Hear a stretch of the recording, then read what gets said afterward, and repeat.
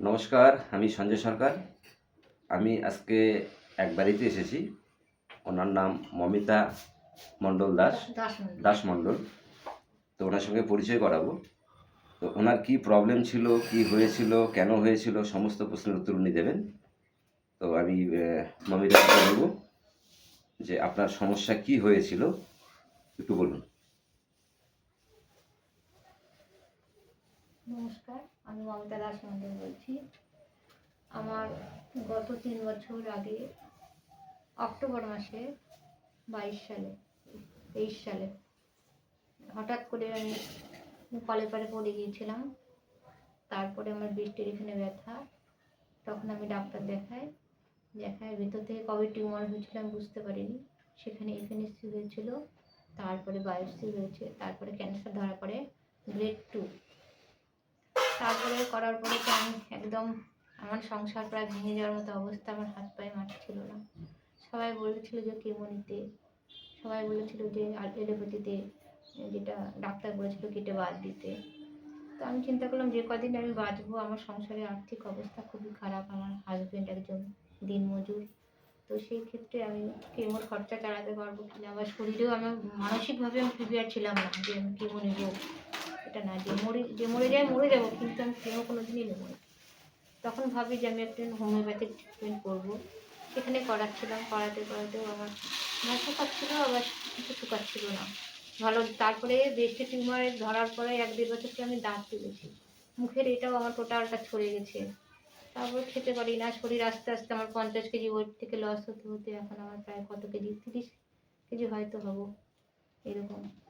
তো তারপরে ঘা শুকোচ্ছিল না। ডাক্তারবাবু অনেক চেষ্টা করেছিলেন, কিন্তু শুকোচ্ছে না। আমিও বুঝতে পারছি না। দাঁত তুলে আমি আরও নিজেও বুঝতে পারিনি যে এতটা ছড়ে যাবে।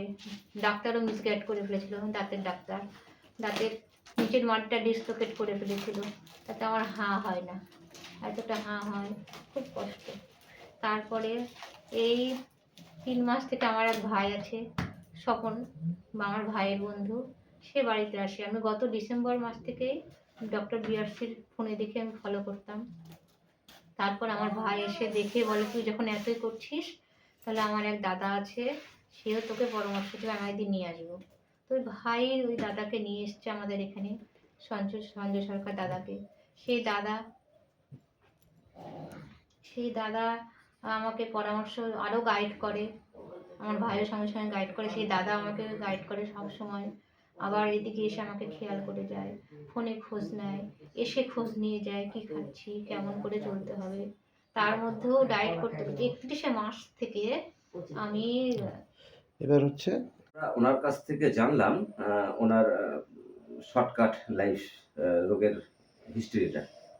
তো এখন উনি কেমন আছেন, ওনার সমস্যা থেকে উনি বেরিয়ে আসতে পেরেছেন কিনা, সেটা ওনার মুখ থেকেই শুনি। আমি তো ভেবেছিলাম যে আমি কোনোদিনই হয়তো সুস্থ হতে পারবো না। এখনো হয়তো কোনো সময় মনে মনে সংশয় হয় যে আমি বাঁচবো কি। কিন্তু আবার যখন দাদা এই ভাইয়ের এসে যখন আমাকে ভরসা দেয়, তখন মনে হয় না, সত্যি আমি মনে হয় ঠিক হয়ে যাব। তো আগে যেরকম সমস্যা ছিল, গত 31 মার্চ থেকে এই সঞ্জয় সরকার দাদা ভাইয়ের প্রোটোকল মেনে আমি খাওয়ার দাওয়ার কন্ট্রোল করে আমার 1 মাসের মধ্যে একদম ব্লিডিং হচ্ছিল, ব্রেস্টে যেখানে বা ঘা যেখানে ছিল সেটা অনেক শুকিয়ে গেল, প্রায় শুকিয়ে গেল। তারপরে পেটের সমস্যা একটু ভুগলাম, সেই জন্য পিছিয়ে পড়লাম। এতদিন হয়তো আমার আরও ভালো হয়ে যেত। এখন পেটের সমস্যাটা আগের তুলনায় একটু কম আছে। এখন মুখের সমস্যাটা একটু বেশি, হাতটা তুলতে পারি না, আর এখানে একটা টিউমার আছে, এটাই কষ্ট। এখন আশা রাখি যে দাদাদের গাইডে আমি, মানে তত্ত্বাবধানে আমি তাড়াতাড়ি সুস্থ হয়ে যাব। দাদাও আমাকে ভরসা দিয়েছে যে আপনি পুজোর আগে সুস্থ হয়ে যাবেন। সেই হিসাবে আমি খাওয়াটা যত পারি কন্ট্রোল করার চেষ্টা করছি। খেতে ইচ্ছা হয় এখন।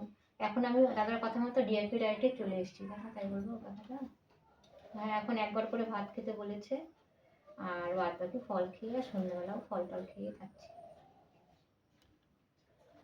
তাহলে আপনার যে ফোর স্টেজ যে ক্যান্সার ছিল, যেটা আমরা এক কথায় ফোর স্টেজ ক্যান্সার মানে মানুষ মৃত্যুর সঙ্গে যুদ্ধ করে, তো সেই জায়গা থেকে আপনি নিশ্চিত আপনি বেরিয়ে এসেছেন। হ্যাঁ হ্যাঁ, আমি বেরিয়ে এসেছি পোস্টে। আমাকে এবার যখন ডাক্তার বাবু, আমি যখন সবাই বলে এলোপ্যাথিতে, লাস্টে যখন হলো, আমি যে ডাক্তারের তত্ত্বাবধানে ছিলাম তখনও উনিও বলেননি যে দাঁতের ডাক্তার দেখাতে, তো আমাকে একজন দাঁতের ডাক্তার দেখাতে, তখন ডাক্তারের এখানে যখন হাসপাতাল বালুঘাট ডিস্ট্রিক্ট হাসপাতালে যখন গেলাম, ওনারা আমাকে বললো আর আপনি 6 মাস বাঁচবেন, এই তো শেষ অবস্থা। বগলে টিউমার হয়ে গেছে, বেটা হয়ে গেছে, তো আর বেশি দিন বাঁচবে না, 6 মাস।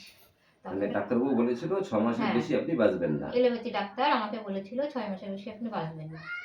হ্যাঁ, এটা হচ্ছে গত জুন মাসের, হ্যাঁ মার্চের ঘটনা। সেই জায়গা 25 সালে মার্চ। থেকে সেই জায়গা থেকে আমি এখন অনেকটাই সুস্থ, কিন্তু আমি এখন আমার মুখের সমস্যা, খাওয়াটা আমি খেতে ঠিকমতো পারছি না। এখন আগে থেকে আমার খাওয়ার রুচিটাও ভিতর থেকে মানে খেতে চাচ্ছি অনেক কিছু, কিন্তু মুখের জন্য খেতে পারছি না। কিন্তু আমার খাওয়ার যেটা ইচ্ছা ছিল না, বমি বমি ভাব, সেটা আমার প্রেশার লো ছিল, সেটা এখন প্রেশারটাও আমি পরশুদিন কয়েকদিন আগে মাপালাম, প্রেশারটাও আমার ঠিকঠাকই এখন নর্মাল বলছে। এটা কিন্তু ওয়েটটা লস 6 হয়েছে মাস এখন। ডাক্তার বললো, তারপরে কতদিন এখন হলো গত মার্চে বললাম, গত মার্চ মাসে বলেছিল, 25 সালের মার্চ মাসে বলেছিল, এটা 26 সালের জুন মাস। তাহলে কত মাস হচ্ছে? হ্যাঁ, 1 বছর 3 মাস। 1 বছর 4 মাস। মার্চ, এপ্রিল, মে, জুন, 3 মাস আছে। মানে ডাক্তারবাবু গ্যারান্টি দিয়েছিল আপনি 6 মাসের বেশি বাঁচবেন না, সেখানে আপনি 1 বছর 3 মাস হয়ে গেল, ভালো হয়ে গেছেন। হ্যাঁ, আগে ভালো হয়ে গেছে, খাওয়াটা কারণ যেটা কি- আমার ছিল সেটা শুকিয়ে গেছে, কিন্তু আমার শরীরটা একটু রোগা হয়ে গেছে, পেটের- না খেতে পারা যায়। পেটের প্রবলেমটা না হলে অনেকটাই অনেক recovery আগে করতে আসতে হবে। হুম। যাই হোক, আমি আশা রাখছি বিষয়ে দাদাকে ভরসা করে, আমি আশা রাখছি যে খাওয়া দাওয়ার উপরে কন্ট্রোল করে যে এতটা সুস্থ হওয়া যায় সেটা আমাদের জানা ছিল না। এটা যদি আমি আরো আগে জানতাম, যখন আমার 3 বছর, এই অক্টোবর আসলে আমার 3 বছর হবে ধরা পড়া, তখন ওষুধও খাচ্ছিলাম হোমিওপ্যাথিক ট্রিটমেন্টে। যাই হোক, তখনও যদি আমি জানতাম যে এরকম সমস্যা, মানে এরকম করে সমাধান হওয়া যায় সমস্যা, তাহলে আমি হয়তো আরো আগেই আমি সুস্থ হয়ে যেতাম। এতটা আমাকে ওয়েট লস, এতটা আমাকে দেখতে হতো না। এখানে আমি এক লাইন বলতে চাই ডক্টর বিআরসির উদ্দেশ্যে। আমাদের এই protocol doctor BRC clinic @home, অর্থাৎ ওষুধ ছাড়া বাড়িতে বসেই দেখতে ভয়ঙ্কর রোগ, সেটাও খুব ইজিলি, খুব সহজেই মানুষ বাড়িতে বসে রিকভারি করতে পারে। তো এটা আমাদের একটা উদাহরণ। তো এই রকম প্রবলেম প্রত্যেকটা বাড়িতে আছে। তো আমরা প্রত্যেককেই বলবো যে ডাক্তারের খপ্পরে না পড়ে, ইংরেজি ওষুধের চক্করে না পড়ে আপনারা নেচার থেরাপিতে আসুন। ডক্টর বিআরসি ক্লিনিক @হোমের মাধ্যমে আপনারা সমস্ত গাইডেন্স পাবেন এবং প্রকৃত সুস্বাস্থ্যের অধিকারী হবেন। ধন্যবাদ। এই দাদাকেও, আমার ভাইকেও আমার সমস্ত আন্তরিক ভালোবাসা, ঋণ আমি শোধ করতে পারবো না ওনাদের।